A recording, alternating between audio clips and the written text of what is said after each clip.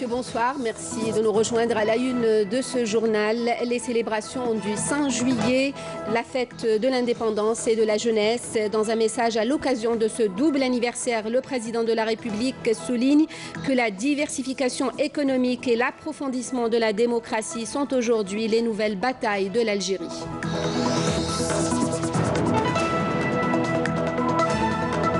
Le général de corps d'armée Ahmed Gaïd Salah, vice-ministre de la Défense nationale, chef d'état-major de l'ANP, a présidé au nom du président de la République, chef suprême des forces armées, ministre de la Défense nationale, une cérémonie de remise de grades et de médailles à un nombre d'officiers supérieurs et des cadres du MDN. Un quota de 56 000 logements, toutes formules confondues, sera distribué à travers le territoire national. Le coup d'envoi officiel de cette opération sera donné par Abdelwahid Temmar à partir de Médéa. Hommage et souvenirs en cette veille de fête de l'indépendance à travers un reportage sur les batailles du Tidikelt dans le Grand Sud. À suivre aussi un reportage sur un savoir-faire artisanal jalousement préservé à Efkhir, près de Mekla. Il s'agit de la poterie. Pour commencer, le président de la République, Abdelaziz Bouteflika, a adressé un message de félicitations au président américain Donald Trump à l'occasion du 242e anniversaire de l'indépendance de son pays, dans lequel il a assuré de sa pleine volonté à œuvrer à consolider les relations bilatérales dans tous les domaines de coopération. Le président Abdelaziz Bouteflika a félicité aussi son homologue rwandais Paul Kagame à l'occasion du 24e anniversaire de la libération de son pays, dans lequel il lui a réaffirmé sa disponibilité à poursuivre le dialogue et la concertation en faveur du développement du continent africain.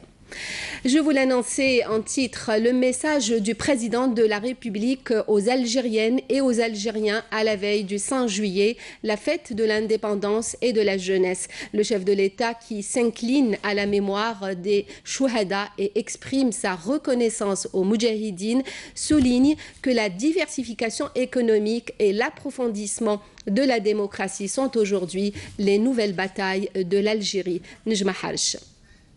Le président de la République, Abdelaziz Bouteflika, évoque cette glorieuse journée en s'inclinant à la mémoire de nos valeureux Chouhada qui ont combattu et payé un lourd tribut aux forces coloniales pour une Algérie libre et indépendante. La célébration de cette mémorable journée, ajoute le chef de l'État, représente aussi une opportunité pour rendre hommage à nos moudjahidines et à leurs sacrifices pour l'édification et la construction du pays. Le combat d'un peuple, selon Abdelaziz Bouteflika, contre lequel le colonisateur a porté sa barbarie répressive à ses ultimes extrémités, en témoignent les massacres du 8 mai 1945. Ce combat continuel s'est poursuivi jusqu'à la glorieuse révolution de novembre, dont l'histoire a été écrite en lettres d'or sur le registre de l'histoire universelle. Le combat d'un peuple, ajoute Abdelaziz Bouteflika, tout entier, qui a sacrifié 1,5 million de ses enfants tombés en martyrs et en a vu des millions déportés et dépossédés de leurs terres et de leurs biens. Nous célébrons aujourd'hui le 56e anniversaire de cette épopée unique en son genre, poursuit Abdelaziz Bouteflika. L'Algérie a décidé d'instituer le 5 juillet, fête de l'indépendance et de la jeunesse, en reconnaissance de la lutte et des sacrifices de jeunes artisans de la liberté de l'Algérie. Notre pays entend par là assurer la continuité du combat mené hier par des jeunes qui ont pris les armes et payé de leur vie pour que l'Algérie vive, et aujourd'hui par des jeunes appelés à redoubler d'efforts pour construire et édifier leur pays. Les réalisations accomplies par l'Algérie depuis l'indépendance constituent un acquis dont notre peuple doit s'enorgueillir. J'ai eu à vous parler, ajoute Abdelaziz Bouteflika à maintes occasions, de la situation de l'Algérie au lendemain de l'indépendance. Pauvreté généralisée, analphabétisme imposé par le colonisateur qui interdisait aux enfants algériens l'accès à l'éducation et une dépendance au cadre de l'occupant qui avait quitté le pays à l'aube de l'indépendance en vue d'empêcher toute tentative de renaissance et d'édification du pays. Le manque de moyens financiers et de compétences humaines n'a pas empêché notre peuple à construire son État moderne fort d'institutions, alliant suprématie de la loi et fidélité au serment des Chouhada lorsqu'il fallait préserver la souveraineté nationale en s'attachant à la justice sociale et aux composantes de l'identité nationale. Déterminé à aller de l'avant, notre vaillant peuple a su opérer le sursaut socio-culturel, ajoute Abdelaziz Bouteflika, escompté en matière d'accès à l'éducation, à la santé et à l'habitat. La volatilité des marchés internationaux et la chute des cours de pétrole durant les années 80 étaient à l'origine d'une crise économique puis politique et sécuritaire dans notre pays.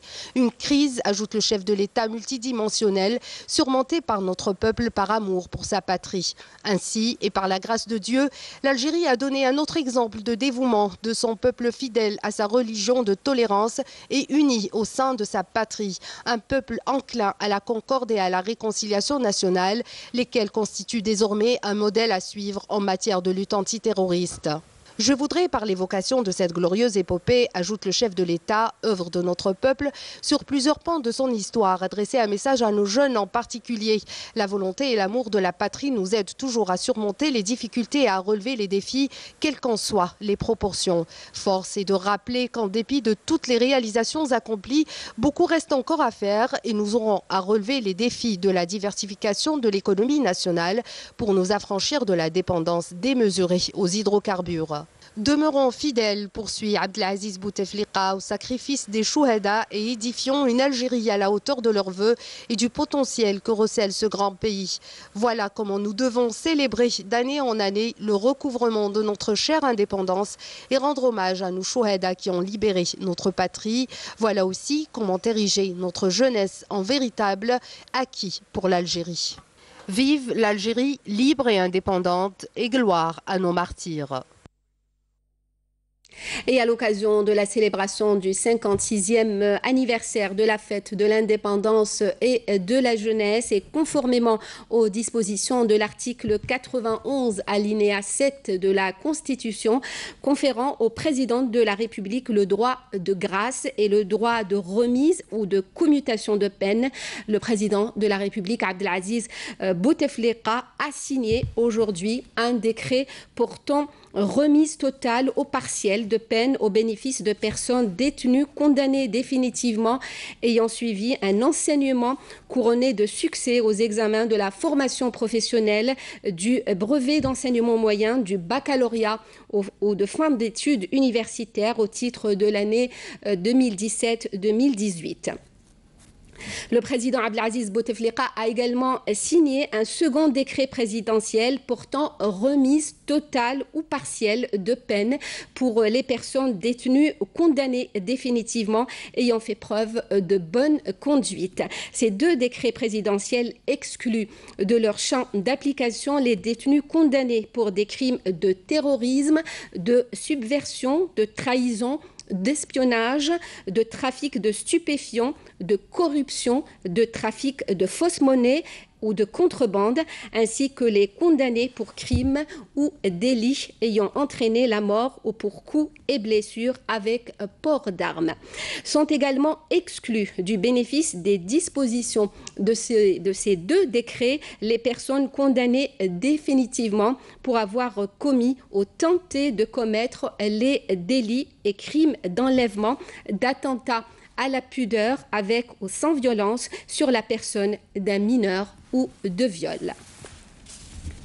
Le général de corps d'armée Ahmed Gaïd Salah, vice-ministre de la Défense nationale, chef d'état-major de l'armée nationale populaire, a présidé aujourd'hui au nom du président de la République, chef suprême des forces armées, ministre de la Défense nationale, une cérémonie de remise de grades et de médailles à un nombre d'officiers supérieurs et de cadres du ministère de la Défense nationale. Cette cérémonie qui s'est déroulée au siège du MDN a vu la promotion de généraux au grade de général-major et de colonel au grade de général, ainsi que la remise de médailles à un nombre de cadres militaires et civils assimilés. Le général de corps d'armée Ahmed Gaïd Salah a félicité au nom du président de la République et en son nom personnel l'ensemble des officiers promus et tous les personnels honorés par des médailles, affirmant que ces promotions et distinctions viennent en reconnaissance des efforts laborieux consentis par ces cadres et en valorisant leurs efforts pour honorer leur parcours professionnel.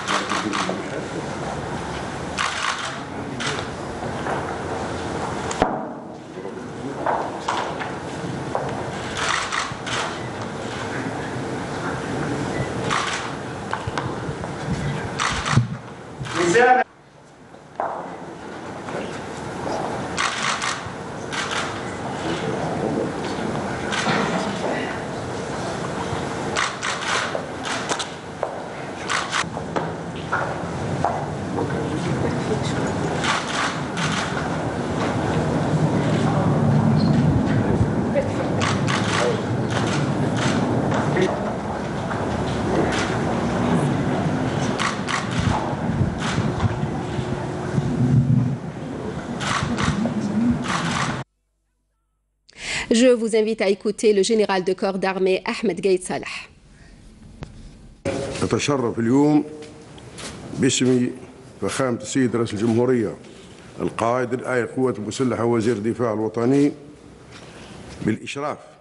Au nom de son Excellence, le Président de la République, chef suprême des Forces armées, ministre de la Défense nationale, j'ai l'honneur de présider la cérémonie officielle des remises des grades et des médailles au siège du ministère de la Défense nationale, espérant que ces promotions et ces distinctions constituent une nouvelle motivation qui vous encourage à aller de l'avant vers plus de réussite professionnelle au profit de notre armée et notre patrie. Et vous savez que la fidélité prend tout son sens quand le cadre, peu importe son grade, ou ses responsabilités. Je dis quand le cadre se distingue par ses bonnes intentions, son honnêteté envers lui-même, puis envers la patrie, puis en premier et en dernier lieu envers Allah le Tout-Puissant, en faisant preuve d'intégrité qui signifie à son tour la sincérité dans le travail et la loyauté envers le devoir, comme elle signifie aussi la droiture, la probité et la discipline professionnelle. Ce sont toutes ces qualités désirées, voire exigées et impératives, dont on a besoin afin d'être le modèle à suivre.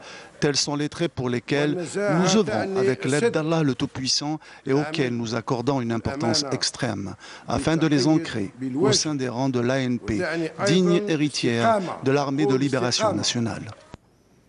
Et au nom du président de la République, chef suprême des forces armées, ministre de la Défense nationale et conformément au décret présidentiel du 3 juillet 2018, le général de corps d'armée Ahmed Gaïd Salah, vice-ministre de la Défense nationale, chef d'état-major de l'Armée nationale populaire, a présidé ce mercredi la cérémonie de passation de pouvoir et l'installation du général Ghali Belqsir en tant que nouveau commandant de la gendarmerie nationale en succession au général-major Mened Nouba. Le général de corps d'armée Ahmed Gaïd Salah a tenu une rencontre avec le commandement et les cadres de la gendarmerie nationale où il a prononcé une allocution d'orientation. Je vous propose d'écouter cet extrait. باسم فخامة رئيس الجمهورية القائد الآية القوات المسلحة وزير الدفاع الوطني Au nom de son Excellence, le Président de la République, chef suprême des forces armées, ministre de la Défense nationale et conformément au décret présidentiel du 3 juillet 2018, je nomme officiellement commandant de la gendarmerie nationale le général Ghali Belqsir en succession au général-major Nouba Mened. Vous êtes tous au courant, même pleinement conscients de l'attention particulière dont jouit le corps de la gendarmerie nationale.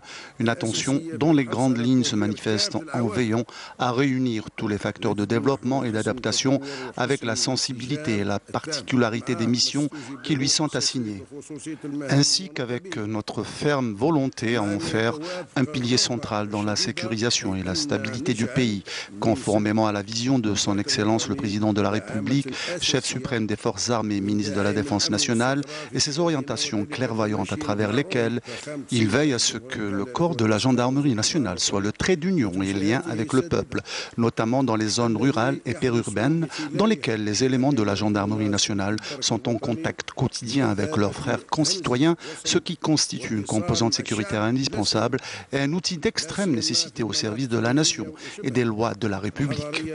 Ainsi se manifeste la vitalité des missions assignées à la gendarmerie nationale et se révèle l'importance, voire l'impératif de leur parfait accomplissement, nécessitant inévitablement un investissement conscient et permanent dans le raffermissement des liens avec le peuple à travers tout le territoire national.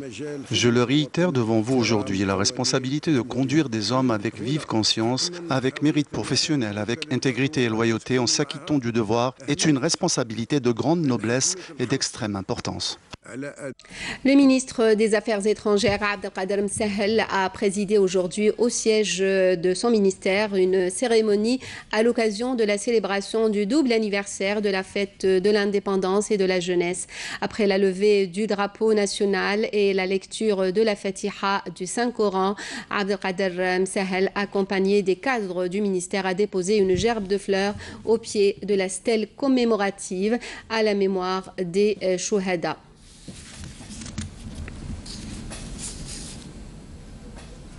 الرحمن الرحيم مالك الصراط المستقيم صراط الذين أنعمت عليهم غير المغضوب عليهم ولا الضالين آمين المجد والجود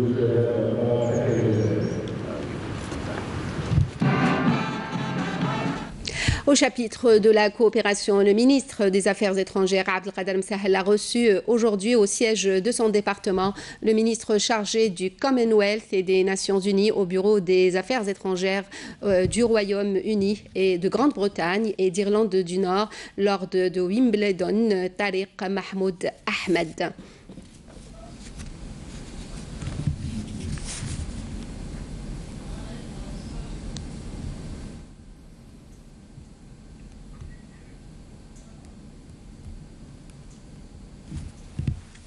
La coopération algéro-britannique dans la lutte contre le terrorisme et l'extrémisme religieux ont été au centre de ces entretiens. Écoutez à ce propos la déclaration du responsable britannique. C'est un grand honneur pour moi de visiter l'Algérie et d'assister à ce genre de rencontres importantes et fructueuses avec les responsables algériens. Je me suis entretenu avec Monsieur le ministre des Affaires étrangères de la plupart des sujets qui concernent nos relations bilatérales et des espaces de coopération entre Alger et Londres. Nous avons également abordé les cas d'extrémisme et les défis que l'on doit relever, attendu qu'il s'agit d'un problème international qui ne touche pas seulement l'Algérie. Nous avons abordé la lutte antiterroriste et la sécurité, et je salue les efforts considérables fournis par l'Algérie pour défendre le vrai visage de l'islam, une religion de paix et de justice. Nous avons par ailleurs échangé des points de vue sur les voies et moyens de développer la coopération bilatérale dans les secteurs économiques et commerciaux. Le ministre chargé du Commonwealth et des Nations Unies au bureau des Affaires étrangères du Royaume-Uni, de Grande-Bretagne et d'Irlande du Nord, Lord de Wimbledon, Tariq Mahmoud Ahmed, reçu également aujourd'hui par le ministre de l'Intérieur, des collectivités locales et de l'aménagement du territoire, Nordine Bedoui.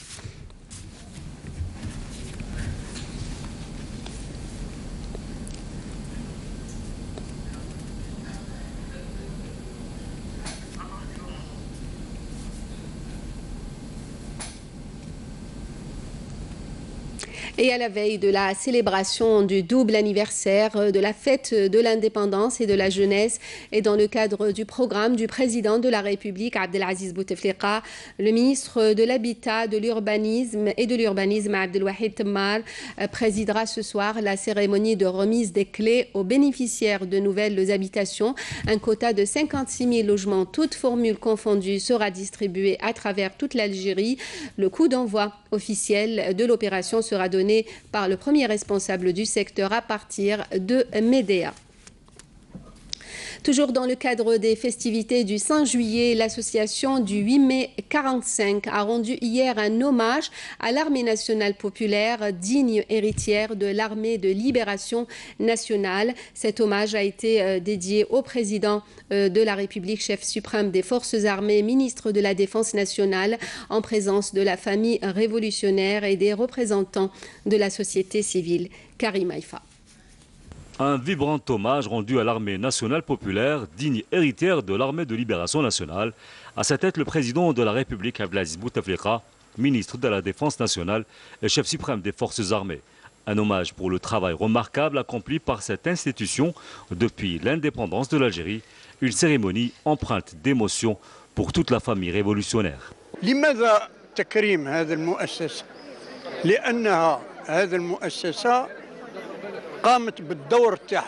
Pourquoi rendre hommage à cette institution? Parce que cette institution a joué son rôle, à savoir la discipline. Elle a su également garantir au peuple algérien la paix, la sécurité et la stabilité. C'est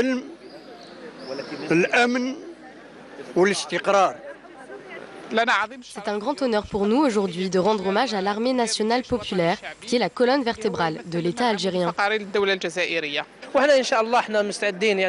Nous sommes prêts à porter le flambeau pour que l'Algérie vive en sécurité. Preuve de reconnaissance pour le soutien de l'Algérie au peuple opprimé et aux causes justes, l'ambassadeur de Palestine a tenu à être personnellement présent à cette cérémonie pour rendre hommage à l'armée nationale populaire.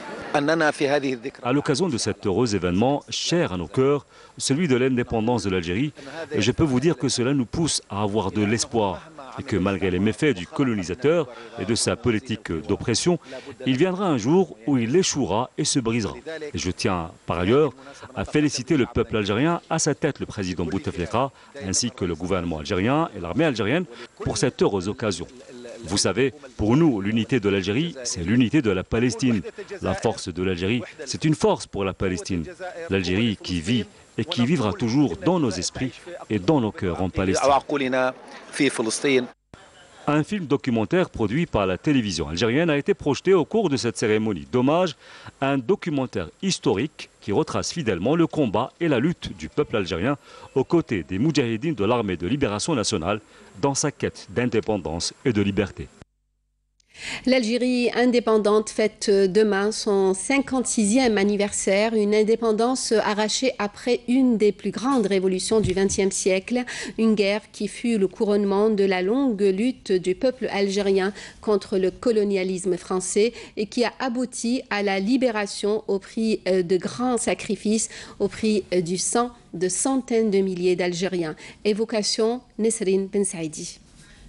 Après 132 ans de présence coloniale, un nouveau pays vient de naître, l'Algérie libre et indépendante.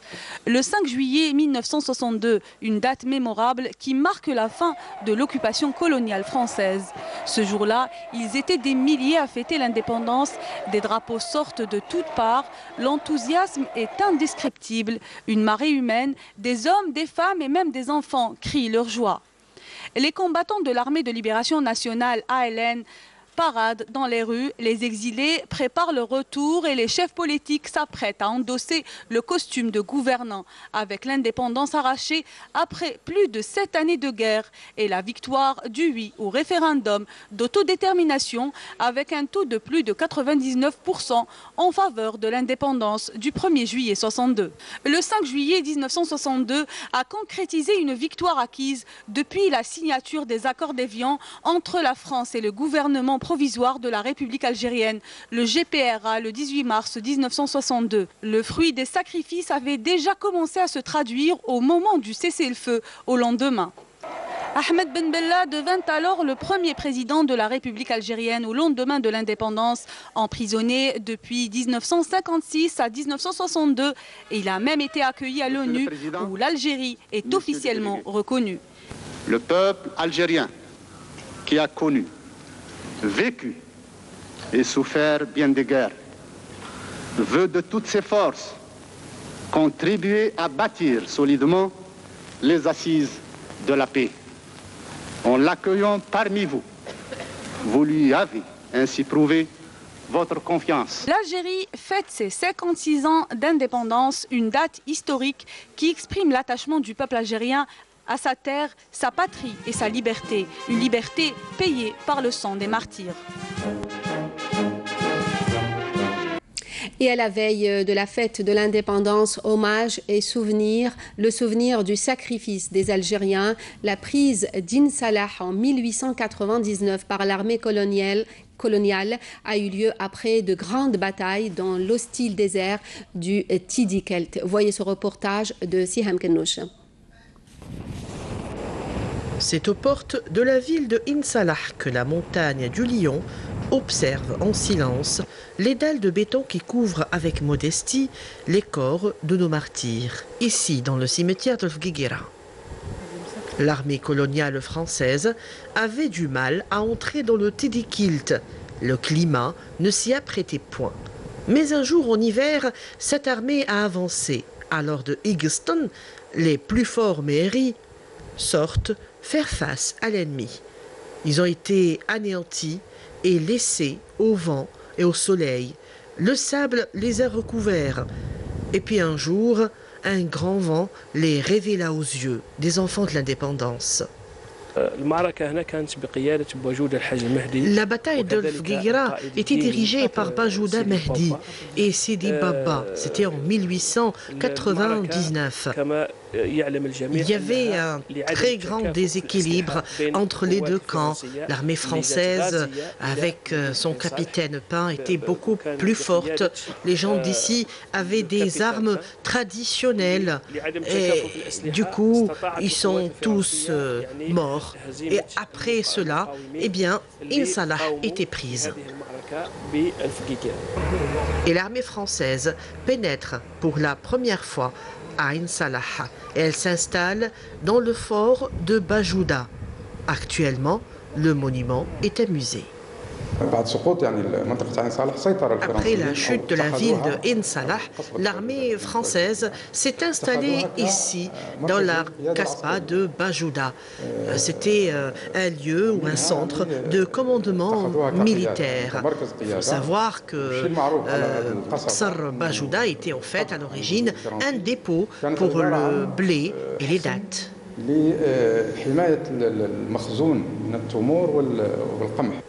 Les batailles du Sidi Kelt, celle de Fguiguira, ensuite celle de Dramcha, resteront à jamais gravées dans les mémoires.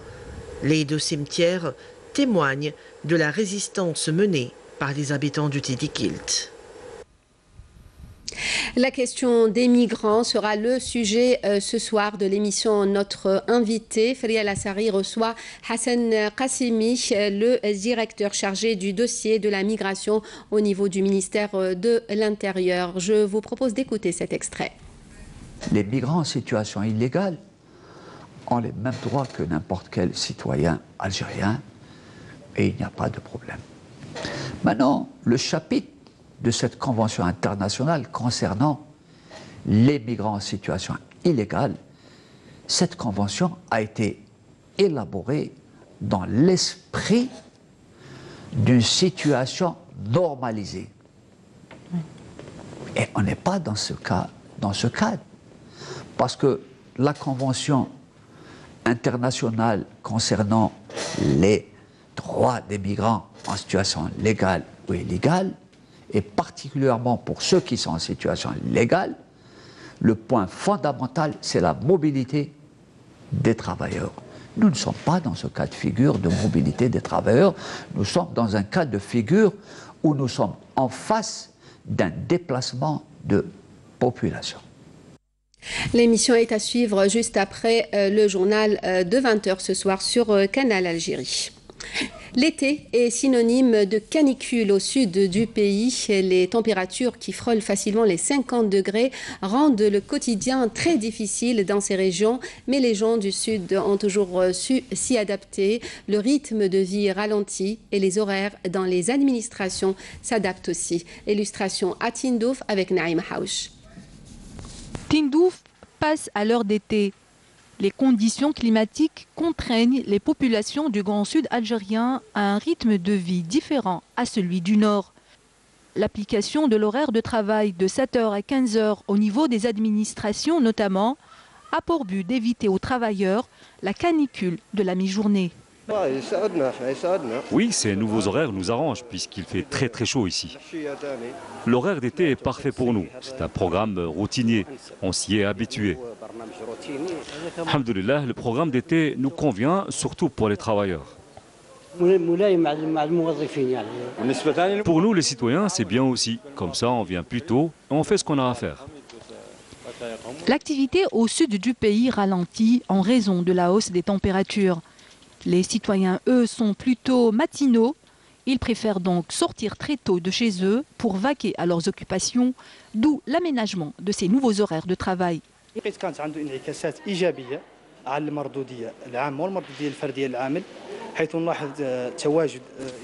Ce nouvel horaire a des répercussions positives sur le rendement des travailleurs.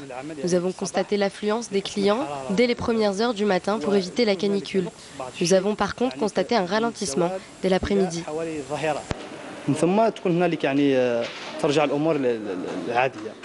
Les habitants de Tindouf acquiescent les nouveaux horaires de travail à condition que ça ne soit pas un facteur d'absentéisme, d'où l'assurance des moyens de transport, notamment l'après-midi. Selon l'administration, toutes les mesures sont prises pour ne pas perturber la cadence du travail.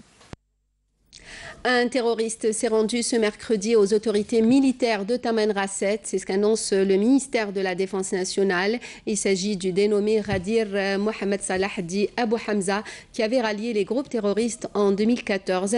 Il était en possession d'un pistolet mitrailleur de type Kalachnikov et de 2 chargeurs de munitions garnis, précise le communiqué du MDN.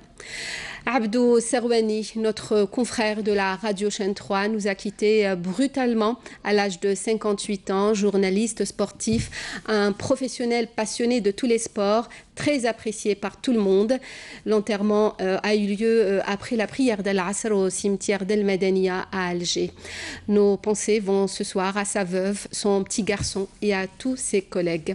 Inna lillahi wa inna ilayhi raji'un. Direction Ethkhir, un petit village de montagne à Tizi Ouzou. Le village qui s'apprête à accueillir le 14 juillet prochain le Salon national de la poterie. Il faut dire qu'à Ethkhir, toutes les femmes travaillent. Elles sont pour la plupart potières, un savoir-faire qui se transmet de génération en génération dans la pure tradition. Samia Bouarour, reportage. Ethkhir, ce village qui se trouve dans la commune de Mekla et à plus de 30 km de Tizi Ouzou, s'offre à nous et nous livre ses secrets. Avec ses 5000 habitants, le village d'Ethkhir fait parler de lui et de sa terre. Toutes les familles ici comptent sur la poterie pour se nourrir. Le cas de Nazahra, une conservatrice par excellence de ce métier ancestral. Nazahra interprète Ashwiq en travaillant des chants anciens qui expriment tous les états de l'âme de la femme. La femme kabyle exprime sa joie, sa douleur et ses espérances.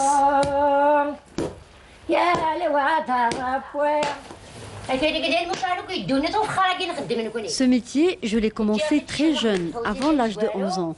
Ce village était très pauvre autrefois et c'est grâce au Cheikh Mohamed El Hussein, il était le sage de la région, c'est lui qui nous a orientés vers la terre et l'argile en nous disant « faites de la poterie, votre métier ». Et c'est grâce à la poterie que j'ai pu élever mes enfants. Ces ustensiles sont faits de tout ce qui est naturel en se basant sur 4 sortes de terre, tafsa, tashrarth, akel et anfel.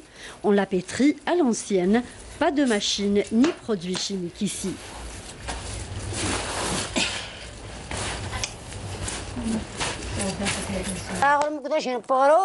Cette terre est brillante, ses vertus sont multiples. C'est une argile qui absorbe le calcaire. Elle est très bénéfique pour la santé. Et en l'utilisant dans la cuisson, vous découvrez un goût exceptionnel.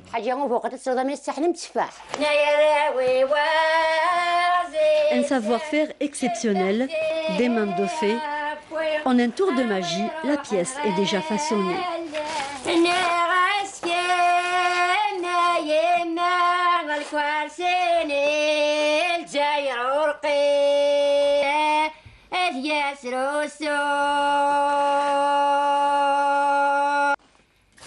Nazahra réalise près d'une quarantaine de pièces par jour.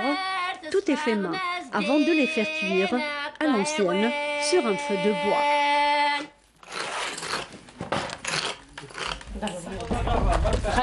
Les femmes d'Athrir se préparent chaque année pour la fête de la poterie organisée chaque été et qui connaît un engouement exceptionnel, surtout de la part des touristes. Les femmes d'Athrir ont fait de la poterie une passion et une ressource. Elles sont fières de leur héritage qu'elles préservent jalousement.